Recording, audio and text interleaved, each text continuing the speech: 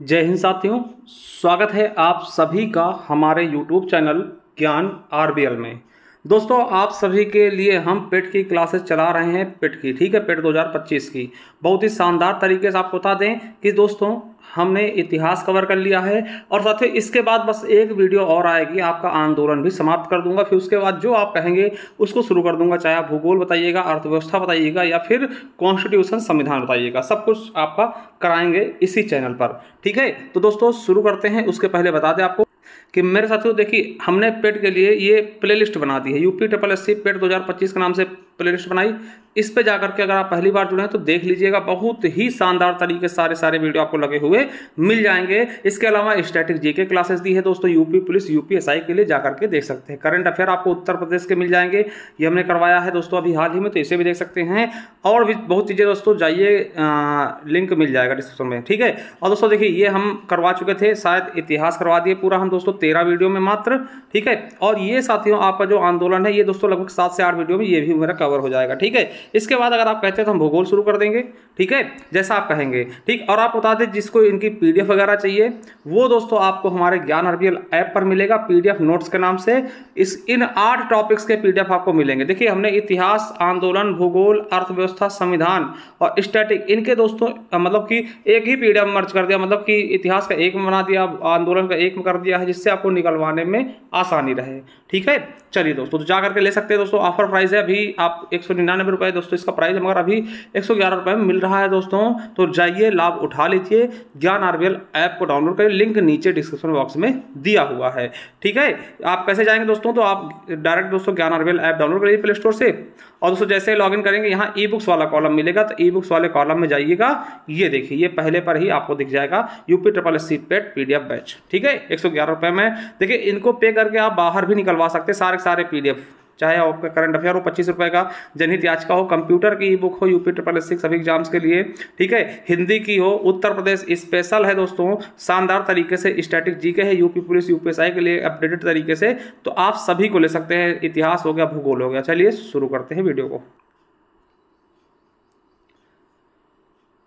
तो साथियों चलिए देखते हैं अब क्या जो गोलमेज सम्मेलन होते हैं। ठीक है, गोलमेज सम्मेलन होते हैं वो किस लिए होते हैं, हमने बताया था कि महात्मा गांधी और इरविन के बीच जो समझौता होता है, ठीक है, गांधी इरविन समझौता जो होता है, उसमें कहा जाता है गांधी जी से कि आप सविनय अवज्ञा आंदोलन बंद कर दीजिए। दूसरी चीज क्या बोला था कि आप गोलमेज सम्मेलन, द्वितीय गोलमेज सम्मेलन में भाग ले जाके, और क्या बोला था कि भैया आप अंग्रेजी वस्तुओं का बहिष्कार ना करिए, कृपा करके ये चीजें। तो साथियों 3 गोलमेज सम्मेलन होते हैं। ठीक है, गोलमेज का मतलब क्या होता है दोस्तों, देखिए एक गोल सा मेज होता है, उसके अगल बगल लोग बैठ के बातें करते हैं, इसको गोलमेज सम्मेलन कहते हैं। ठीक है, समझ गए। ये भारतीयों को कहीं ना कहीं खुश करने के लिए किया गया था कि आइए आपके साथ समक्ष दोस्तों हमारे बड़े बड़े अधिकारी बैठेंगे, आप आइए, आप अपनी बातें बोलिए, वो सब चीजें। तो चलिए देखते हैं प्रथम गोलमेज सम्मेलन। प्रथम गोलमेज सम्मेलन दोस्तों 12 नवंबर 1930 से 19 जनवरी 1931 तक हुआ था दोस्तों। स्थान याद रखिए कहां हुआ, तो सेंट जेम्स पैलेस लंदन में।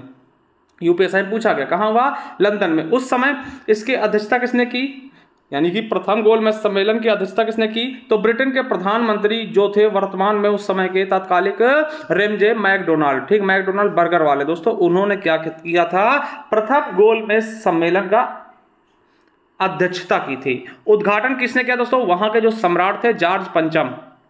ठीक है, कौन, जॉर्ज पंचम मेरे दोस्तों। उस समय वायसराय कौन था, इरविन थे। दो सचिव कौन था दोस्तों, सैमुअल होर थे। और प्रतिक्रिया क्या आई थी दोस्तों, तो आपको बता दें इसमें कांग्रेस और गांधी जी ने भाग नहीं लिया था। ठीक है, कांग्रेस और गांधी जी ने भाग नहीं लिया था जब प्रथम गोलमेज सम्मेलन में, तभी तो दोस्तों इसी का रिजल्ट होता है गांधी इरविन समझौता जो हम पढ़ चुके हैं। इसमें गांधी जी से कुछ मांगे इरविन ने की थी, कुछ गांधी जी ने मांगे कुछ गांधी जी ने इरविन से की और कुछ इरविन ने गांधी जी से की थी। ठीक है, देखिए कभी कभार इसमें पूछा था कौन कौन से लोग इसमें भाग लिए थे, तो यार क्या मुस्लिम लीग के लोगों ने भाग लिया था। मुस्लिम लीग की तरफ से मोहम्मद अली जिन्ना गए थे, आगा खां गए थे, मोहम्मद शफी गए थे और मोहम्मद अली गए थे। ठीक है, वहीं हिंदू महासभा की तरफ से तो BS मुंजे, MR जयकर दोस्तों, MR जयकर दोस्तों सभी उसमें भाग लेते हुए बात करेंगे, है ना।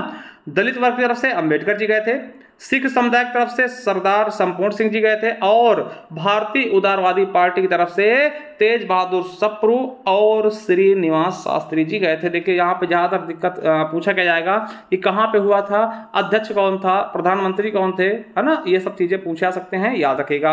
आपसे पूछ सकता है इसमें भाग लिया था नहीं महात्मा गांधी, तो बिल्कुल नहीं लिया। कांग्रेस और महात्मा गांधी जी ने बिल्कुल भी इस महासभा में यानी कि प्रथम गोलमेज सम्मेलन में ना कांग्रेस का कोई व्यक्ति था और ना ही महात्मा गांधी जी गए थे। ठीक है, चलिए फिर दोस्तों दूसरा गोलमेज सम्मेलन, जब दोस्तों गांधी इरविन समझौता होता है, गांधी जी को मना लेते हैं, गांधी जी राजी भी होते हैं, चलिए ठीक है हम आएंगे, द्वितीय गोलमेज सम्मेलन में हम जरूर आएंगे, पहले में नहीं आए मगर आएंगे, द्वितीय में हम आएंगे। तो चलिए द्वितीय की बात करते हैं। तो ये सितंबर 1931 में SSC GD में इसकी डेट पूछी गई।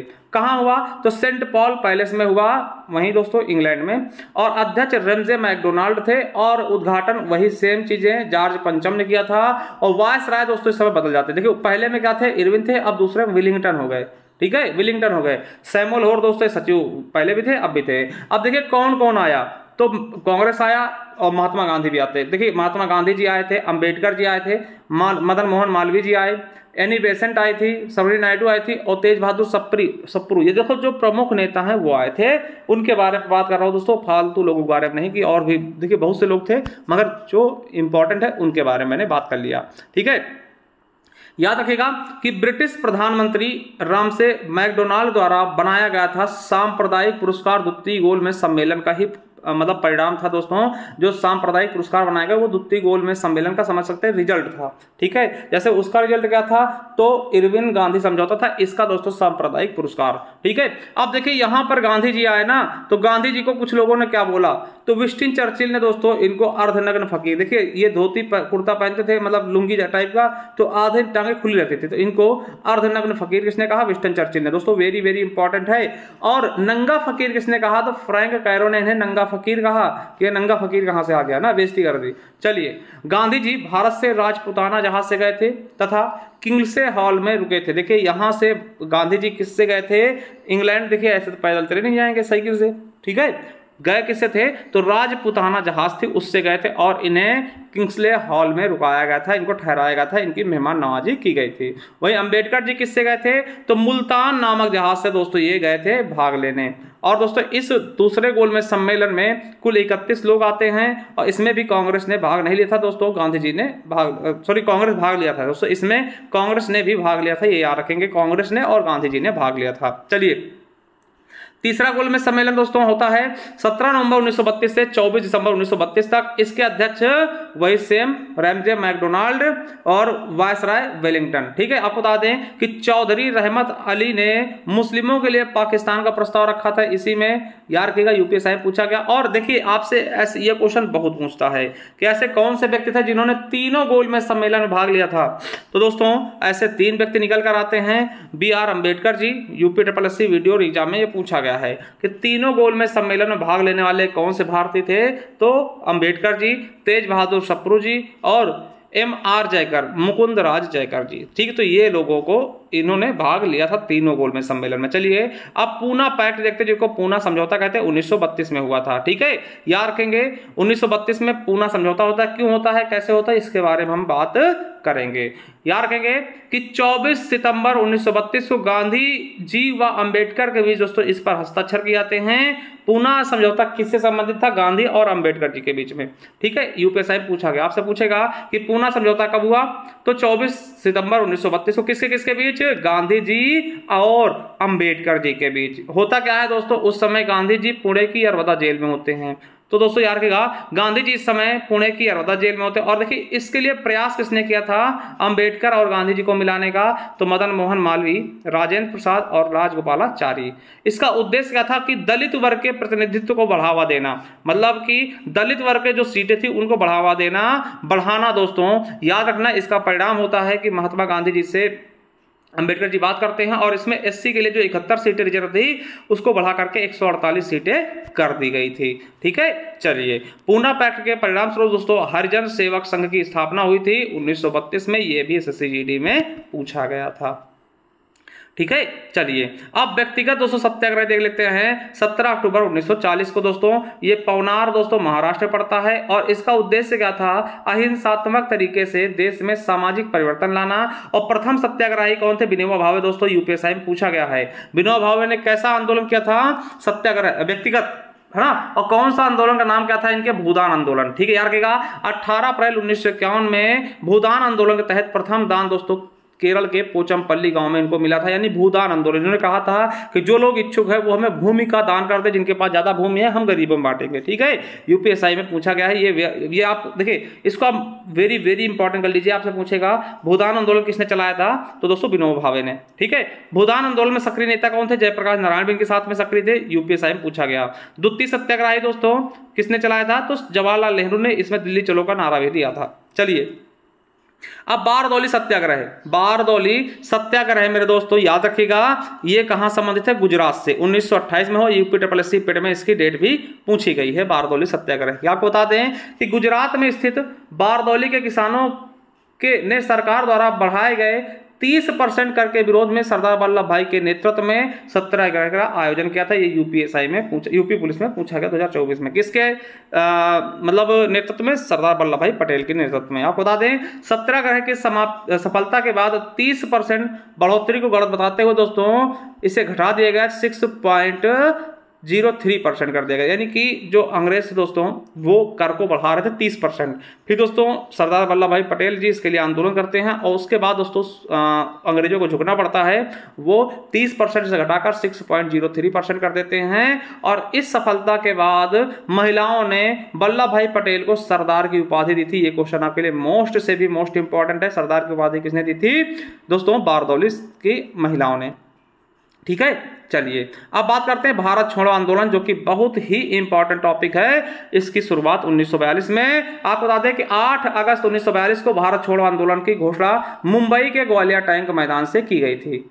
वायसराय समय कौन थे, तो लिन लिथगो। देखिए भारत छोड़ो आंदोलन के समय भारत के वायसराय कौन थे, तो लिन लिथगो। ये यूपीएससी लेखपाल के पेपर में भी पूछा जा चुका है, तो याद रखेंगे दोस्तों कि उस समय वायसराय कौन होते हैं, लिन लिथगो। आपको बता दें कि भारत छोड़ो आंदोलन क्रिप्स मिशन के जवाब में शुरू किया गया था। ये क्वेश्चन भी आपके यूपी पुलिस एग्जाम 2024 के पेपर में पूछा गया कि दोस्तों भारत छोड़ो आंदोलन किसके जवाब में था, क्रिप्स मिशन के। आपको बता दें कि महात्मा गांधी जी ने अंग्रेजों से भारत छोड़ो, ठीक है, अंग्रेजों भारत छोड़ो व करो या मरो का नारा देता, और ये करो या मरो दोस्तों आपके यूपीएससी पेट में पूछा गया है, याद रखिएगा। आपको बता दें कि उड़ीसा के महान आदिवासी नेता वीर लखन नायक ने भाग लिया था दोस्तों इसमें, जिन्हें 1943 में दोस्तों अंग्रेजों द्वारा फांसी दे दी गई थी। ये एसएससी जीडी में पूछा गया है, किसमें, भारत छोड़ो आंदोलन में, ठीक है। और दोस्तों 9 अगस्त 1942 को ऑपरेशन जीरो के तहत, दोस्तों ये याद रखिएगा ऑपरेशन जीरो किसका नाम था दोस्तों, याद रखिएगा, ठीक है। ऑपरेशन जीरो के द्वारा कांग्रेस के अधिकांश नेताओं को गिरफ्तार करके देश के विभिन्न जेलों में डाल दिया गया, यानी कि इस आंदोलन को दबाने के लिए ऑपरेशन जीरो अंग्रेजों द्वारा चलाया गया। मतलब कि भारत छोड़ो आंदोलन को दबाने के लिए ऑपरेशन जीरो चलाया गया, जिसके तहत दोस्तों जो नामी ग्रामी नेता थे उनको अलग अलग जेलों में शिफ्ट कर दिया गया।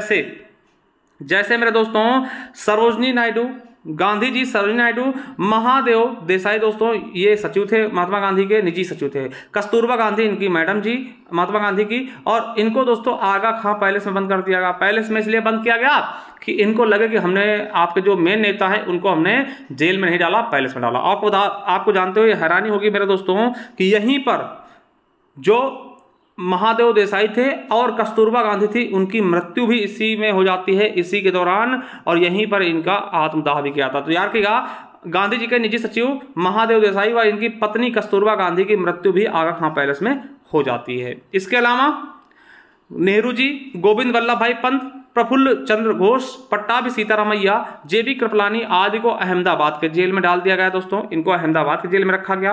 देखिए दूर दूर। वहीं डॉक्टर राजेंद्र प्रसाद जी को बांकीपुर पटना जेल में, जय नारायण देखिए राजेंद्र प्रसाद जी को बांकीपुर पटना जेल में और जय प्रकाश नारायण को हजारीबाग सेंट्रल जेल में रखते हैं। वहीं सुभाष चंद्र बोस ने, अब देखिए यहीं पे याद रखेंगे, सुभाष चंद्र बोस जी ने बर्लिन रेडियो से बोलते हुए इस आंदोलन को अहिंसक गुरिल्ला युद्ध कहा था। वहीं दोस्तों आपको बता दें कि कांग्रेस ने भारत छोड़ो प्रस्ताव 1944 में वापस ले लिया तथा 6 मई 1944 को लॉर्ड वेबल ने गांधी जी को जेल से रिहा कर दिया था, आगे खां पैलेस से रिहा कर दिया था। यही दोस्तों याद रखेंगे कि भारत छोड़ो आंदोलन की रानी किसको कहते हैं, अरोड़ा आसफ अली को याद रखेगा, यूपीएसआई में पूछा गया।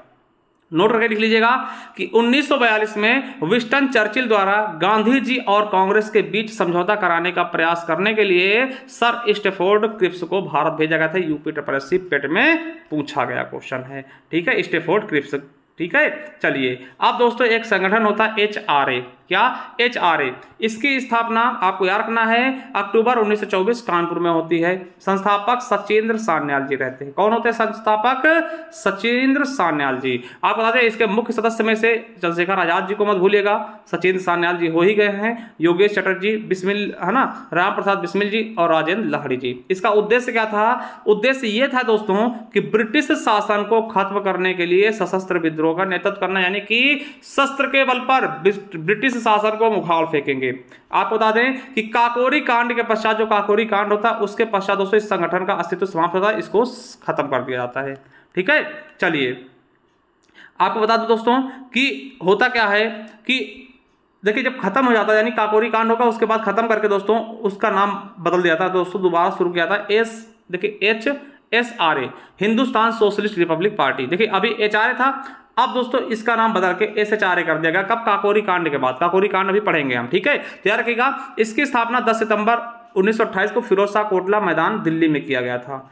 संस्थापक कौन हो गए? चंद्रशेखर आजाद व भगत सिंह। देखिए होता क्या है कि दोस्तों HRA जो है, HRA, ठीक है, ये ऊपर वाला जो संस्था था ये HRA, ठीक है, इसका दोस्तों क्या होता है, ये लगभग समाप्त हो जाता है। फिर दोस्तों चंद्रशेखर आजाद जी और भगत सिंह एक मीटिंग रखते हैं, कहां पर? 10 सितंबर 1928 को फिरोज शाह कोटला मैदान, जिसका दोस्तों अरुण जेटली स्टेडियम बोला गया ना, क्रिकेट स्टेडियम, वहां पर दोस्तों दिल्ली में बुलाते हैं, ठीक है। कौन कौन? चंद्रशेखर आजाद और भगत सिंह, यही संस्थापक बनते हैं। और इन्होंने क्या किया कि इस संगठन का पुनर्गठन कर दिया, यानी जो HRA था इसका नाम दोस्तों HSRA कर दिया, ठीक है, नए तरीके से इसकी शुरुआत कर दी। तो याद रखेंगे इस संगठन का पुनर्गठन चंद्रशेखर आजाद जी के नेतृत्व में HRA के प्रतिनिधियों ने दिल्ली के फिरोज शाह कोटला में बैठक के दौरान इसका नाम बदल दिया, क्या कर दिया? HSRA, ठीक है। बैठक के तुरंत बाद हिंदुस्तान रिपब्लिकन एसोसिएशन का नाम बदल करके हिंदुस्तान सोशलिस्ट रिपब्लिकन एसोसिएशन कर दिया गया, यानी HRA का नाम बदलकर HSRA कर दिया गया, ठीक है, याद रखेंगे। इस संगठन ने सैंडर्स हत्या, असेंबली बम कांड और लाहौर षड्यंत्र को अंजाम दिया था। दोस्तों ये 3 घटना दोस्तों HSRA द्वारा किए गए थे, ठीक है। अब दोस्तों जो आपकी HRA थी, हिंदुस्तान रिपब्लिकन एसोसिएशन, ये समाप्त क्यों हुई थी? क्योंकि काकोरी कांड हुआ था। अब काकोरी कांड के बारे में भी हम पढ़ लेते हैं। काकोरी कांड दोस्तों 9 अगस्त 1925 को हुआ था। होता कहाँ पे? लखनऊ में। आप बता दें कि हिंदुस्तान रिपब्लिकन एसोसिएशन, देखिए क्वेश्चन पूछा गया है पेट में, द्वारा 9 अगस्त 1925 को उत्तर रेलवे के लखनऊ सहारनपुर संभाग के काकोरी नामक स्थान पर 8 डाउन ट्रेन पर सरकारी खजाने को लूट लिया जाता। दोस्तों सरकारी खजाना, देखिए एक ट्रेन आती है सहारनपुर से लखनऊ तरफ, वहां दोस्तों काकोरी पड़ता है लखनऊ के थोड़ा पहले, वहां पर दोस्तों उस ट्रेन को रोक करके उसमें खजाना था उसको निकाल लिया जाता, लूट लिया जाता हमारे क्रांतिकारियों के द्वारा, ठीक है। इसके बाद दोस्तों 29 क्रांतिकारियों को गिरफ्तार करते हैं। कितने? 29, जिसमें दोस्तों चार को दोस्तों क्या करते हैं? फांसी की सजा दी जाती है। कहां होती है ये भी रखेगा, 4 क्रांतिकारियों को 29 में से फांसी सजा दी जाती है। जैसे राम प्रसाद बिस्मिल को गोरखपुर जेल में फांसी, रोशन लाल को प्रयागराज जेल में फांसी, अशफाक उल्ला खां को फैजाबाद जेल में फांसी। दोस्तों यूपीएससी में पूछा गया क्वेश्चन, ठीक, कि अशफाक उल्ला खां को कहां फांसी दी जाती है? फैजाबाद जेल में। और राजेंद्र लाहिड़ी को गोंडा जेल में। आपको बता दें अशफाक उल्ला खां के नाम पर ही, है ना, उत्तर प्रदेश का 3रा चिड़ियाघर यानी प्राणी उद्यान खोला गया है। कहां? गोरखपुर में, अशफाक उल्ला खां जी के नाम पर। और दोस्तों चंद्रशेखर आजाद जी यहां से फरार हो लेते हैं, ठीक है। तो साथियों देखिए काकोरी कांड के बारे में आप अच्छे से समझ गए थे। यहाँ से दोस्तों चंद्रशेखर आजाद जी हमारे फरार हो जाते हैं। आपको पता है फिर इनके साथ अल्फ्रेड पार्क में कांड होता है जहाँ पर ये शहीद हो जाते हैं अपने आप को खुद को गोली मार के, ठीक है। चलिए अब दोस्तों इसके बाद साइमन कमीशन देख लेते हैं। ये क्वेश्चन दोस्तों बहुत बार पूछा गया आपके एग्जाम में कि साइमन कमीशन भारत कब आया, साइमन कमीशन क्या है, इन चीज़ों के बारे में आपको थोड़ा सा जानना है, ठीक है। तो चलिए आपको बताते हैं। देखिए साइमन कमीशन गठन 8 नवंबर 1927 को भारत के उस समय जो राज्य सचिव होते हैं बर्किनहैम द्वारा जॉन कमीशन है ना की अध्यक्षता में 7 सदस्य वाला आयोग का गठन किया था। दोस्तों इसमें कोई भी भारतीय शामिल नहीं था, इसलिए इसको याद रखेंगे, इसमें किसी भी प्रकार का कोई भी भारतीय व्यक्ति शामिल नहीं था। आपको बता दें 11 दिसंबर 1927 को प्रयागराज में हुई सर्वदलीय सम्मेलन में साइमन कमीशन के बहिष्कार का निर्णय लिया गया कि साइमन कमीशन का हम क्या करेंगे, बहिष्कार करेंगे। आपको बता दें कि क्या होता है, इरविन के सुझाव पर इसमें किसी भी भारतीयों को शामिल नहीं किया था। साइमन कमीशन में कोई भी भारतीय शामिल नहीं थे दोस्तों, इसलिए इसका विरोध होता है। साइमन कमीशन दोस्तों 3 फरवरी 1928 को मुंबई पहुंचा, जहां इसे काले झंडे दिखाते हुए साइमन कमीशन गो बैक के नारे लगाए गए। ठीक है, इसका दोस्तों बहुत ज्यादा विद्रोह था। कब भारत पहुंचा दोस्तों, ये डेट आप याद रखिएगा, 3 फरवरी 1928 को। साइमन कमीशन कब आया, 1928, एग्जैक्ट डेट पूछे 3 फरवरी। ठीक है, अब याद रखें दोस्तों कि साइमन कमीशन का विरोध कर रहे थे लाला लाजपत राय। याद रखिएगा कि 28 अक्टूबर 1928 में लाहौर में लाला लाजपत राय के नेतृत्व में साइमन कमीशन का विरोध के समय स्कॉट के आदेश पर दोस्तों लाला लाजपत राय पर दोस्तों लाठियां बरसाई जाती है और इनकी मृत्यु हो जाती है मेरे दोस्तों लाला लाजपत राय की। ठीक है, अब दोस्तों क्या होता है, लाला लाजपत राय की मृत्यु होती है दोस्तों, फिर होता है सैंडर्स हत्याकांड। किसको मारने के लिए, जिसने दोस्तों आदेश दिया था स्कॉट। ठीक है, लाला लाजपत राय जिसने मरवाया था स्कॉट, उनको मारने के लिए सैंडर्स हत्याकांड होता है 1928 में। होता क्या है कि HSRA संगठन का उद्देश्य स्कॉट की हत्या करना था, क्योंकि स्कॉट ने 30 अक्टूबर 1928 को साइमन कमीशन के विरोध अभियान में लाला लाजपत राय जी पर लाठियां चार्ज करवाई थी, जिससे इनकी मृत्यु हो गई थी। परंतु दोस्तों होता क्या है कि 17 दिसंबर 1928 को लाहौर रेलवे स्टेशन पर भगत सिंह, चंद्रशेखर आजाद और राजगुरु ने दोस्तों स्कॉट के भ्रम में सैंडर्स को मारा। देखिए अंग्रेज एक ही जैसे दिखते दोस्तों, हम लोगों को एक ही जैसे लगता है कि यही वही है। ठीक है, तो स्कॉट के भ्रम में इन्होंने भी सैंडर्स की हत्या कर दी दोस्तों, जिसकी वजह से इनको फांसी दी जाती ना। चलिए अब दोस्तों सेंट्रल असेंबली बम कांड देख लेते हैं दोस्तों। सेंट्रल असेंबली बम कांड क्या होता है दोस्तों, आपको बता दें 1929 में होता है। इसमें होता क्या है कि 8 अप्रैल 1929 को भगत सिंह, बटुकेश्वर दत्त जी ने केंद्रीय असेंबली में 2 बम फेंके और कुछ पर्चे फेंके। ये क्वेश्चन यार देखिए, 2 बम फेंकते हैं और पर्चे फेंकते हैं। पर्चों में लिखा था बहरों को सुनाने के लिए बमों की आवश्यकता है, और वहां खड़े होकर इंकलाब जिंदाबाद के नारे लगाते हुए स्वयं को गिरफ्तार कर देते। दोस्तों भागना होता है, इन्हें भाग जाते, मगर दोस्तों इन्हें एक देशभक्ति जगानी थी कि भैया आप लोग बहरे हैं सालों, सुनिए। ठीक है, हमें किसी को मारना नहीं था, हम चाहते थे ये चीजें आपके ऊपर फेंक सकते थे मगर मैंने खाली जगह फेंका और पर्चे फेंके हैं। ठीक है, इंकलाब जिंदाबाद के नारे का सर्जन दोस्तों मौलाना हजरत मोहानी ने की थी, ये भी रखेंगे। अब इसके तहत दोस्तों लाहौर षड्यंत्र मुकदमा चला था 1929 में। लाहौर षड्यंत्र मुकदमा सेंट्रल असेंबली बम कांड के लिए चला था। इसके तहत कई गिरफ्तारियां होती हैं। इनमें से 3 क्रांतिकारियों जैसे भगत सिंह, राजगुरु और सुखदेव को 23 मार्च 1931 में फांसी दे दी जाती है। ये क्वेश्चन पूछा गया। ठीक है, और दोस्तों देखिए जतिन दास जी थे, ये भूख हड़ताल पे थे दोस्तों, और कुछ खाने पिए बिना 64वें दिन इनकी मृत्यु हो जाती है। आपको बता दें कि चंद्रशेखर आजाद जी पुनः भागने में यहाँ सफल हो जाते हैं, किंतु दोस्तों बाद में अल्फ्रेड पार्क, प्रयागराज के अल्फ्रेड पार्क में 27 फरवरी 1931 को पुलिस के मुठभेड़ में ये स्वयं को गोली मार लेते, कहते हैं हम अंग्रेजों के हाथ नहीं लगेंगे, और वहीं दोस्तों ये शहीद हो जाते हैं, याद रखिएगा। चलिए एक चटगांव शस्त्रागार रेड देख लेते हैं 1930 में। देखिए इसके नेतृत्वकर्ता कौन थे, सूरसेन, जिनको हम मास्टर दा के नाम देते हैं। क्वेश्चन पूछा गया यूपीएससी में, मास्टर दा किसको कहते हैं, सूरसेन जी को।